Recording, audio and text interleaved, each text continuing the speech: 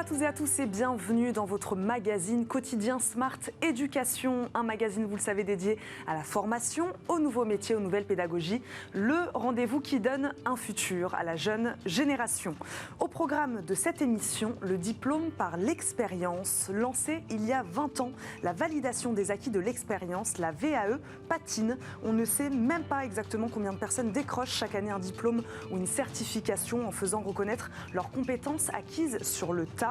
Le gouvernement prépare d'ailleurs actuellement une réforme sur ce sujet. Alors comment ça marche exactement? Quels sont les avantages de ce dispositif? Et surtout, cette valorisation de l'expérience peut-elle mettre à mal le sacro-saint diplôme? Réponse avec David Rivoire, DGO du groupe VAE Les Deux Rives. Bonjour. Bonjour Eva. Bienvenue sur le plateau de Smart Éducation. David Rivoire, merci beaucoup d'être avec nous. Donc David Rivoire, obtenir un diplôme grâce à son expérience, en fait c'est possible et depuis 20 ans. Absolument, c'est possible depuis la loi de modernisation sociale de 2002. Ça a d'ailleurs modernisé des lois qui existaient depuis 84 et 92. Et ça s'est appelé la validation des acquis de l'expérience et ça a été un bouleversement culturel en France puisque c'est la première fois qu'on a dit qu'on pouvait obtenir un diplôme sans suivre de cours, sans passer d'examen, sur la simple base de son expérience. Et qu'est-ce qu'on entend par expérience? Alors, expérience professionnelle, j'imagine? Alors, la loi est assez claire là-dessus. C'est d'ailleurs, ça s'appelait VAP, validation des acquis de l'expérience professionnelle en 92, et ça s'est appelé VAE, validation des acquis de l'expérience en 2002. Dans l'idée qu'on allait élargir la notion d'expérience et que ça partait du principe que toute expérience potentiellement pouvait être formatrice et génératrice de compétences. C'est le cas? C'est le cas, bien sûr. On le voit tous au quotidien. On peut en parler longuement. C'est l'objet de la réforme, d'ailleurs, qui se prépare. Donc oui, l'expérience, c'est toute expérience de vie. Maintenant, dans les faits, c'est plutôt l'expérience professionnelle.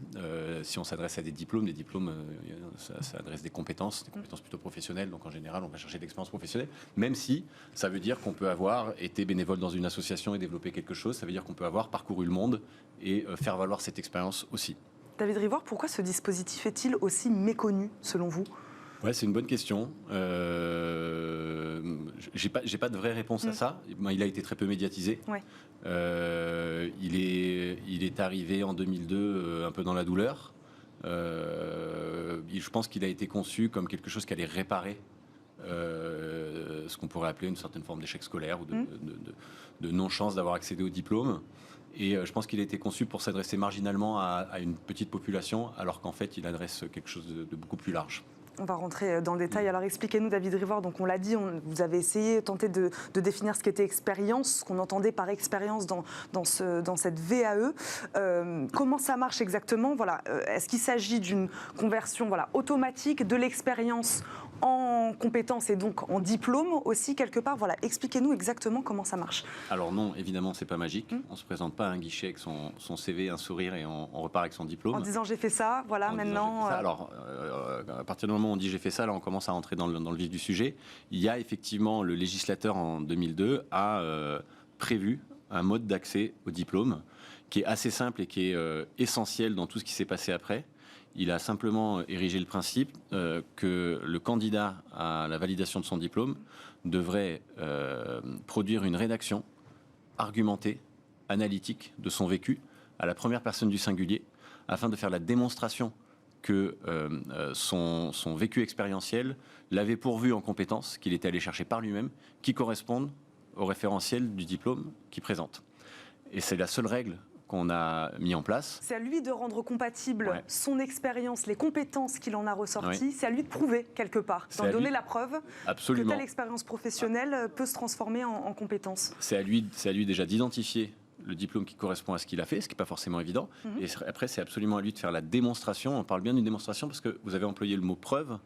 Ça peut être un débat de ce que c'est que la preuve d'une compétence. Est-ce que c'est une annexe qu'on va fournir? Est-ce que si je veux démontrer une compétence que je sais faire des tableurs, est-ce que je dois fournir en annexe mes tableurs? A priori non, puisque personne ne peut affirmer que c'est bien moi qui les ai faits. Donc justement, tout ce qui est au cœur du processus, c'est d'arriver à faire la démonstration analytique de la manière dont je m'y suis pris pour pouvoir démontrer cette compétence. Et c'est là qu'est tout l'enjeu de ce système, et c'est là qui en fait toute sa richesse, puisque sur le point de départ qui porte son nom, validation des acquis, donc on est bien en train de parler de valider quelque chose que je sais déjà faire. En réalité, en rentrant dans ce processus analytique, on développe un processus de montée en compétence en analysant mieux ce qu'on a fait. Et donc les valider auprès de qui? Auprès d'organismes comme le vôtre? C'est vous qui vous portez Non. juge voilà, de cette expérience professionnelle qui pourrait ensuite se transformer en diplôme? Non. Comment ça marche? Nous, nous sommes des intermédiaires. Mhm. On aurait pu ne pas exister. On a décidé d'exister parce qu'on a identifié assez tôt que les gens allaient avoir des difficultés, un, à s'adresser au système, deux, à réaliser ce que je viens d'expliquer, c'est-à-dire parler de soi et en parler de manière éclairée, analytique.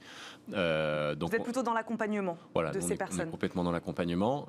Donc ça veut dire qu'on aide les personnes à s'adresser au système éducatif. Et donc, voilà, pour répondre à votre question, on s'adresse aux institutions qui dispensent le diplôme que vous ciblez. Si c'est un bac ou un BTS, vous allez vous adresser à l'éducation nationale. Si c'est une licence ou un master... Les institutions qu'on connaît tous, finalement. Bien sûr. La règle du jeu juridique, c'est que tout diplôme d'État ou homologué par l'État est accessible en VAE. David Rivoire, qui peut y prétendre à cette VAE, cette validation des acquis par l'expérience? Tout le monde. Tout le monde? Tout le monde. Alors, il faut être majeur. Ouais. Mais sinon, il y a une seule règle qui a évolué dans le temps, d'ailleurs, parce qu'elle a été modifiée en 2017. C'est qu'il faut justifier d'une certaine durée d'expérience. Historiquement, c'était 3 ans. D'accord. Ça a été abaissé à 1 an en 2017. Donc, quand je dis tout le monde, c'est presque tout le monde. Parce qu'on n'a pas tous 1 an d'expérience, mais 1 an d'expérience, ça s'acquiert assez rapidement. Donc, dans l'absolu, c'est tout le monde, dès lors que j'arrive à faire cette fameuse démonstration que je correspond au diplôme que je cible. Quels sont les profils que vous recevez? Voilà, je ne sais pas, vous parliez tout à l'heure, vous disiez que c'était ouvert à tous. Est-ce qu'il y a des secteurs quand même particulièrement représentés sur ce dispositif de VAE quand même? Il y a des secteurs particulièrement représentés qui reflètent finalement ce qui se passe sur le marché de l'emploi. Ouais. Il y a, donc, si vous prenez tous les secteurs pour lesquels il est assez facile d'acquérir une expérience sans qu'il y ait de barrière du diplôme, vous retrouvez cette surreprésentation dans les secteurs.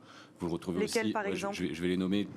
Vous retrouvez aussi cette surreprésentation dans les secteurs où il y a un fort besoin d'emploi. Ouais. Donc vous allez retrouver tous les métiers supports, les commerciaux, les assistants, les comptables, les informaticiens. Vous allez retrouver les métiers des services à la personne qui sont très très concernés. Essentiellement, c'est là que se concentre la demande. Service à la personne aussi, c'est intéressant. David Rivoire, on le disait tout à l'heure, dispositif méconnu, voilà, qui végète un peu, en tout cas qui a du mal encore 20 ans après son lancement à vraiment prendre forme. Voilà, on lit beaucoup de choses, trop long, trop complexes. Voilà. Qu'est-ce que vous répondez aujourd'hui aux réfractaires justement de cette VAE? Alors, je ne suis pas sûr qu'il y ait vraiment de réfractaires. Je pense qu'il y a des commentateurs qui ont raison, qui font le constat que le système est complexe, qu'il fonctionne mal, que peu de gens finalement s'engagent dedans, que vous me demandiez au début de l'entretien pourquoi c'était méconnu. Je pense que c'est peut-être pas si méconnu que ça, mais par contre, ça a une réputation d'être compliqué. Donc, il y a peut-être de moins en moins de gens qui s'engagent dans le système. Donc, il y a cette réputation. Oui, il y a cette réputation qui n'est pas une réputation injuste. C'est compliqué. D'abord, c'est compliqué intrinsèquement, la validation d'acquis. On est dans un pays de diplôme. Quand vous sortez une loi qui dit que d'un coup, on va aller chercher un diplôme par l'expérience, c'est assez naturel que ça ne se mette pas en place en claquant des doigts. C'est un bouleversement suffisamment important. Culturel, c'est ce que vous disiez tout à l'heure. Complètement, bien sûr. On ne l'a pas dit tout à l'heure, mais il faut peut-être faire la précision. Vous me demandiez à qui on s'adresse. Donc on s'adresse aux institutions qui ont le diplôme. Donc les personnes qu'on retrouve dans les jurys sont les enseignants qui ont plutôt l'habitude de dispenser un cours, de le noter et de délivrer un diplôme si la moyenne est atteinte. Donc si ces mêmes personnes-là voient se pointer quelqu'un qui vient de nulle part, qui a juste fait un dossier et qu'ils n'ont jamais vu auparavant, pour un jury qui va durer 30-45 minutes, pour lequel vous allez peut-être devoir scanner 3, 5, 10, 15, 20 ans de vie professionnelle, avec tout la partie psycho qu'il peut y avoir derrière, du vécu, on s'aperçoit immédiatement que c'est quelque chose de très subjectif. Donc, si vous mettez cet aspect subjectif et que vous lui ajoutez l'aspect un petit peu institutionnel et administratif, où il faut remplir des dossiers, cocher les bonnes cases, être au bon endroit, montrer que j'ai 1 an d'expérience, ça donne un système qui est un petit peu complexe à faire fonctionner et qui s'est effectivement un petit peu embourbé dans le temps. les observateurs ont tous raison. Il y a de nombreux rapports faits sur le système. Un système qui pourrait être simplifié, c'est voilà, l'objectif de cette réforme dont c'est ce dont qu'on je nous a parlais. demandé. C'est ce qu'on nous a demandé il y a 2 ans, c'est avec Claire Kécha et Yannick Soubien, de porter un regard à 3 sur le système. Moi, je venais du terrain, donc on vit effectivement avec les candidats depuis 20 ans ce qu'ils vivent en allant s'adresser au système éducatif. Et puis Yannick vient des politiques publiques d'emploi-formation et Claire vient des politiques paritaires. Donc on avait vraiment un regard très complet sur la chose. Effectivement, il y avait eu de nombreux rapports qui avaient été sortis depuis, qui faisaient les mêmes constats que vous évoquez, c'est-à-dire cette lourdeur, etc., etc. Donc on s'est effectivement demandé ce qu'on allait pouvoir faire de plus pour le simplifier. Et le parti pris qu'on a adopté, c'est de proposer une sorte de Big Bang et de dire le processus est bon. Tous ceux qui le vivent, que ce soit des accompagnateurs, des candidats, des certificateurs, font le constat que c'est un processus assez exceptionnel dans ce qu'il apporte aux personnes. Probablement qu'il vient adresser un sujet beaucoup plus large que simplement valider ce qu'on sait faire, mais peut-être interpeller nos manières d'apprendre, puisque nos manières d'apprendre aujourd'hui, c'est d'écouter un sachant. Accepter que l'expérience apporte du savoir, c'est peut-être accepter qu'on puisse apprendre en faisant, et donc se diplômer en faisant. Donc effectivement, il y a plein de moyens de simplifier cela, et ça fait l'objet des recommandations qu'on a faites dans le rapport qu'on a remis à Elisabeth Borne il y a quelques jours, et qui est en train d'être testé dans une expérimentation dont la première phase a débuté de septembre à janvier dernier, et la deuxième phase devrait démarrer en juin. Et puis ça répond à un vrai besoin, vous en avez un tout petit peu parlé tout à l'heure, vous avez parlé du décrochage scolaire, c'est vrai qu'il y en a beaucoup qui se retrouvent sortis de ce système plus ou moins tôt. Oui. C'est censé répondre à ça aussi, cette VAE. Oui, alors. C'est pour ça qu'elle est aussi intéressante. Absolument. Il y a des gens qui se retrouvent sortis à un moment du système. Et pas que, absolument. C'est pas que, donc on peut se retrouver sortir du système éducatif. Éducatif. On peut également se retrouver sortir du système professionnel. On est tous sujets potentiels à un accident de parcours, à un secteur qui s'amenuise, à des compétences qui n'ont pas été renouvelées. C'est la fameuse formation tout au long de la vie dont on parle depuis des années, mais c'est avec la difficulté de mise en œuvre qu'on lui connaît. Donc effectivement, c'est un peu ce que je voulais dire en disant, si on accepte que le processus de validation des acquis ne marche pas que dans un sens, c'est-à-dire si on peut valider ses acquis a posteriori, ça veut dire qu'on peut apprendre en faisant. Et si on peut apprendre en faisant, ça veut dire effectivement qu'on peut sortir de la voie unique de la voie scolaire diplômante. On peut accepter que le processus de formation et le processus pédagogique se fasse par la situation de travail. Et donc là, j'en viens à une notion qui a émergé dans la loi en 2018 qui s'appelle la FES, la formation en situation de travail. Si on sait diplômer l'expérience, ça veut dire qu'on sait diplômer la situation de travail. Tout ça, c'est la même chose. Et ça veut dire aussi que si j'ai besoin de me reconvertir, je ne suis pas forcément obligé de repasser par la case formation classique, et je peux passer par une case formation par l'expérience, formation par les situations de travail, à laquelle je peux plugger un concept de validation d'acquis si j'ai besoin de le valider.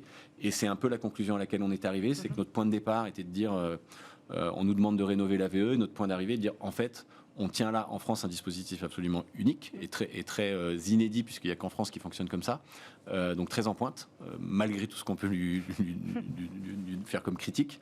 Mais en réalité, on dispose là d'un dispositif ultra innovant qui permet de recentrer la formation au bon endroit, c'est-à-dire en faisant, ce qui est quand même vieux comme le monde. Merci beaucoup David Révoire d'avoir mis en lumière ce dispositif aujourd'hui avec nous. Merci de nous avoir accompagnés. Merci de votre invitation. Vous l'avez compris, c'est déjà la fin de cette émission. Merci à vous de nous avoir suivis. On se retrouve très vite pour un nouveau numéro de Smart Éducation. À très vite.